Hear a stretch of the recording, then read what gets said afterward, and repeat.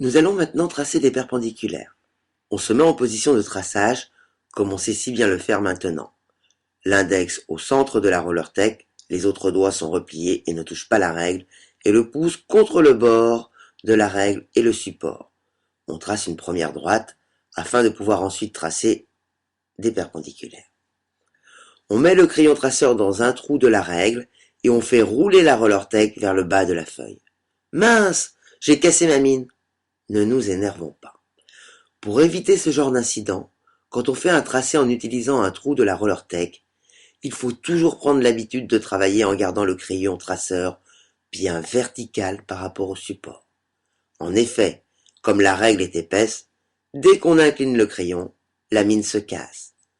Reprenons notre tracé en gardant notre crayon bien vertical par rapport au support.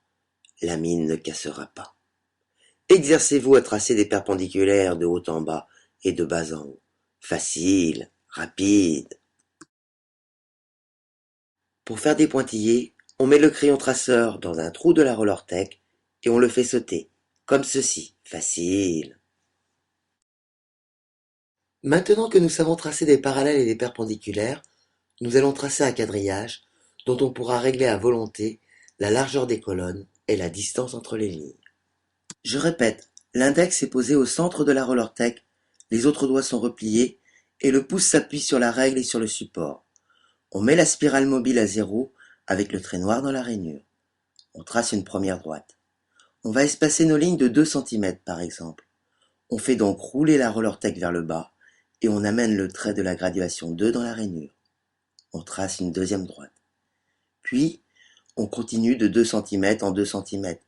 3, 4, on trace. 5, 6, on remarque que la graduation 6 est dans la deuxième colonne.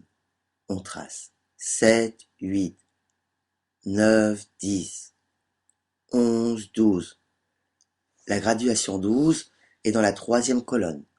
On trace une dernière droite et on remonte à la première droite tracée en faisant rouler la règle. On place les trous de la règle sur cette droite et on trace des perpendiculaires. Tous les 2 cm par exemple, de haut en bas et de bas en haut. Facile, rapide, précis, efficace.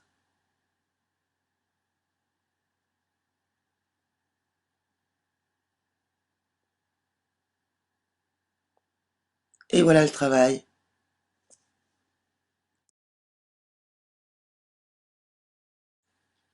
On va donc partir du 0 sur la spirale interne graduée, donc bien mettre le trait noir dans la rainure. On met l'index au centre de la roller tech, les autres doigts sont repliés et ne touchent pas la règle. On bloque le pouce contre le rebord et le support. On peut donc tracer son premier trait, 10 à 20 premier côté par exemple. On va donc laisser défiler la spirale de 10 cm. Attention, on passe sur la deuxième colonne. On peut donc tracer son deuxième trait, 10 à 20. Il est important, quand on trace un carré ou un rectangle, de toujours tracer les horizontales parallèles et de seulement relier ensuite. Afin d'éviter le décalage du trou, il faut faire rouler votre roller tech légèrement vers le haut pour faire coïncider la droite déjà tracée avec votre perpendiculaire. Mettez votre crayon dans le trou numéro 20 et remontez tout en traçant votre première perpendiculaire. Allez dans le trou numéro 10, descendez, tracez votre deuxième perpendiculaire. Bravo, vous venez de tracer votre carré. Maintenant, si vous voulez tracer un deuxième carré interne, afin d'effectuer une ouverture pour un passe-partout, faites simplement rouler votre roller tech vers le haut, afin de faire coïncider la règle avec votre premier trait. On retrouve donc le 0, le trait noir dans la rainure. Si on veut tracer un carré de 6 cm, on va donc enlever 2 cm de chaque côté. Donc on va lire directement 2 cm sur la spirale interne. J'ai donc tracé mon trait 12, 18. Je vais laisser défiler 6 cm.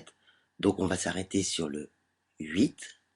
Mettez bien le trait noir dans la rainure et tracez donc votre deuxième parallèle. Remontez légèrement votre roller tech pour faire coïncider la droite déjà tracée avec votre perpendiculaire. Mettez le crayon dans le trou numéro 18 et tracez votre perpendiculaire tout en remontant. Mettez votre crayon dans le trou numéro 12, tracez votre deuxième perpendiculaire tout en descendant. Bravo, vous venez de tracer un passe-partout.